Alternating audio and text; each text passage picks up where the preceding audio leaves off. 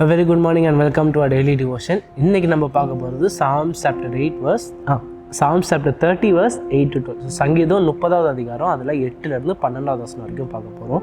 So ஒரு சின்ன சம்மரியாக பார்க்க போகுது. அகெயின் டேவிட் என்ன பண்ணுறாரு, is crying out to God. என்னன்னா ஆழத்துலேருந்து அவர் இருந்த கஷ்டத்துலேருந்து விடுதலை கொடுத்த ஆண்டவர்கிட்ட என்ன பண்ணுறாரு, இஸ் க்ரைங் அவுட்.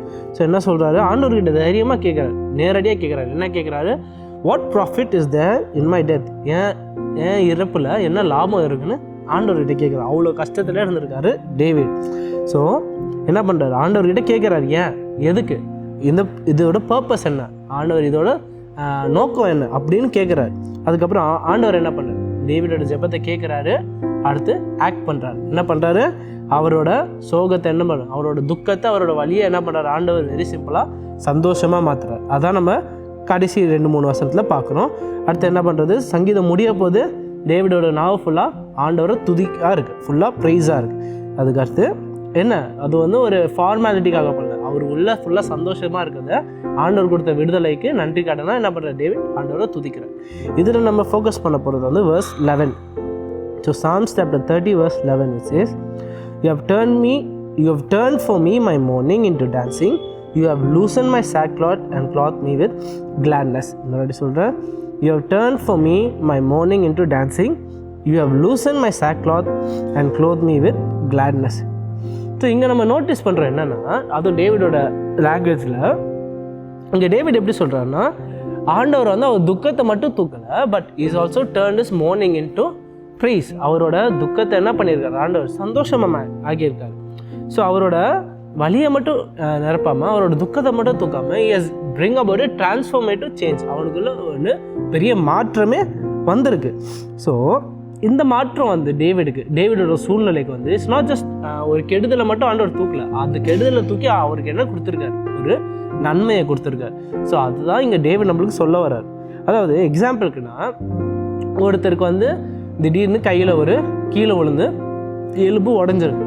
ஸோ கை எலும்பு உடஞ்சிருக்கு. ஸோ அந்த எலும்பு உடஞ்சிட்டு இருக்க போது என்ன இருக்கும், அவங்களுக்கு கான்ஸ்டண்ட்டாக அந்த வலி இருந்துக்கிட்டே இருக்கும். ஏன்னா அந்த கிளாத்தெல்லாம் போட போது, அந்த மெடிசினல் ரேப்பெல்லாம் போட போது, பிளாஸ்டர்லாம் போட போது, வித் அந்த டேப்போட என்ன இருக்கும், இருந்தாலும் அவங்களுக்கு வலி இருக்கும். அதான் பெயின் கில்லர்ஸ் கூட கொடுப்பாங்க, if pain is too much. So அந்த உடஞ்ச கையோடு இருக்க போது அந்த எலும்பு சுகமடை வரைக்கும் என்ன இருக்கும், அவங்களுக்கு வலி இருந்துக்கிட்டே இருக்கும். ஆனால் சுகம் அடைஞ்சிட்டோன்னே என்னாகும், அவங்களுக்கு அந்த எலும்பு ஃபுல்லாக ஹீல் ஆகிடும், ஃபியூஸ் ஆகிடும். ஸோ ஃபியூஸ் ஆகிட்டோன்னே என்ன இருக்காது, அவங்களுக்கு வலி இருக்காது. அதுவும் அந்த இடத்துல என்ன இருக்கும், புதுசாக எலும்பு நியூவாக செல்ஸு க்ரியேட் ஆகி புது எலும்பாக ஃபார்ம் ஆகிருக்கும். அது இன்னும் சிம்பிளாக சொல்லணும்னா, எக்ஸசைஸ் பண்ணுறாங்கன்னு வச்சுக்கோங்க. ஒருத்தங்க எக்ஸசைஸ் பண்ணுறாங்கன்னா, அவங்க வெயிட் லிஃப்ட் பண்ண போது என்ன ஆகும்னா, அவங்க ஒரு குறிப்பிட்ட வெயிட்டை நிறைய முறை தூக்கினா என்ன ஆகும், அவங்க மசில்லாம் கிளியும். மைக்ரோஸ்கோபிக் லெவலில் என்ன ஆகும், அவங்க மசில்லாம் கிளியும். அப்போ என்ன ஆகும், அவங்களுக்கு அடுத்த 2-3 நாள் ரொம்ப வலி இருக்கும், கண்டிப்பாக வலி இருக்கும். ஆனால் அதே மசில் நீங்கள் ஒழுங்காக டயட்டெல்லாம் மெயின்டைன் பண்ணால் என்ன ஆகும்னா, சாப்பிட என்ன ஆகும்னா ஹீல் ஆகும். அதே என்ன சுகம் வரும்போது என்ன ஆகும் தெரியுமா, அந்த மசில் பெருசாகும். என்ன ஆகும், பெருசாகும். ஸோ அந்த வலியிலேருந்து, அந்த முதல்ல அந்த ஆரம்பத்தில் நீங்கள் எக்ஸசைஸ் பண்ணும்போது இருந்த அந்த வலியிலேருந்து இறுதியில் நீங்கள் ஒழுங்காக உங்கள் ஸ்டெப்ஸ் ஃபாலோ பண்ணிங்கன்னா, இறுதியில் என்ன ஆகும், அந்த வலியும் போகும், உங்களுக்கு பலமும் இன்க்ரீஸ் ஆகும். அதுக்கடுத்து என்ன, உங்கள் மசில்ஸும் பெருசாகும். அதுதான் டேவிட் இங்கே என்ன சொல்லியிருக்காரு, அவருக்கு நடந்த சூழ்நிலையே அதான் சொல்லியிருக்காரு. அவர் ஒரு பலவீன நிலைமையில் இருந்தார், அந்த மசில் கிழிஞ்ச மாதிரி ஒரு நிலைமையில் இருந்தார். ஆனால் இறுதியில் ஆண்டவர் சுகம் கொடுக்க போது என்ன இருக்குது, அந்த மோசமான சூழ்நிலையிலேருந்து ஒரு பெட்டர் சிச்சுவேஷன் போயிருக்கார், நார்மலோட பெட்டர் சிச்சுவேஷனுக்கு போயிருக்கார். So he was in a difficulty, but then ஆண்டவர் இன்டர்சீட் பண்ணதால், ஆண்டவர் வந்ததுனால situation has ட்ரான்ஸ்ஃபார்ம்ட் into something even more better. அவருக்கு நடந்தது இன்னும் ஒரு இருந்த சூழ்நிலையோட ஒரு பெட்டர் சிச்சுவேஷனில் போயிருக்காரு. அதான் இங்கே சொல்கிறார். ஸோ நம்ம என்ன இதில் ரிமைண்டர் பண்ணோம்னா, நம்மளுக்கு இருக்கலாம், may have a season of ஒரு டைம் ஆஃப் சேட்னஸ், இல்லைன்னா சோதனைகள் ஒரு டிஃபிகல்ட்டிஸ் இருக்கலாம். அந்த சூழ்நிலையில் நம்ம என்ன ஞாபகம் பண்ணணும்னா, இப்போ மட்டும் இல்லை, இதுக்கு முன்னாடி இருந்திருக்கலாம். there will be a lot of situations in our life. நம்மளுக்கு இந்த மாதிரி டிஃபிகல்ட்டி பீரியட் இருக்க போது, அது கண்டிப்பாக ஒரு குறிப்பிட்ட டைமில் என்னாகும், இட் வுட் ஹவ் எண்டட், முடிஞ்சிருக்கும். முடிய போது அது ஆண்டவர் எப்படி அது மூலமாக he has made us a testimony, நம்மள எப்படி ஒரு சாட்சியாக இருக்கார்.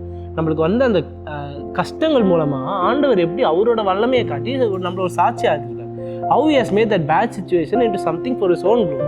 அதை நம்ம என்ன பண்ணோம், எக்ஸ்ப்ளோர் பண்ணோம். அதை எக்ஸ்ப்ளோர் பண்ணுறது தான் இங்கே டேவிட் நம்மளுக்கு ஒரு எக்ஸாம்பிள் கொடுக்குறாரு. ஏன்னா அவர் இருந்த சூழ்நிலையில் அவர் என்ன பண்ணியிருக்கலாம், ஆண்டவருக்கு நன்றி மட்டும் சொல்லுங்க. But then is going beyond. என்ன சொல்கிறார், you loosen my sackcloth and clothe me with gladness. வெறும் லூசன் மை சாக்லாத்னு சொல்லியிருக்கலாம், அவர் சொல்லலை. அவர் க்ளோத் மீ வித் கிளாட்னஸ்ன்னு சொல்கிறார். ஏன்னா இருந்த சூழ்நிலையோடு நீங்கள் என்ன இன்னும் பெட்டராக போட்டிருக்கீங்கன்னு சொல்கிறார். ஸோ அந்த ஆட்டிடியூட் தான் what we have to take from David. நம்ம டேவிட் கிட்டேருந்து அந்த நோக்கம், அந்த எண்ணத்தை தான் நம்ம என்ன பண்ணணும், எடுக்கணும். And that is what I want us to take away. ஒரு சின்ன prayer. Loving Heavenly Father, thank you for this wonderful devotion and this wonderful reminder through David that, Lord, you are a Lord who not just is there with us throughout deepest and difficult times, but Lord, you are also there for us to guide us through these difficult moments, Lord. And Lord, you are a Lord who doesn't just remove the sackcloth from us, but you are also a God who clothes us with gladness. Thank you for this reminder, Lord, and give us the wisdom and the humility to see that in all the incidents in our lives, that you are a God who clothes us with gladness. All of this in Christ's name I pray.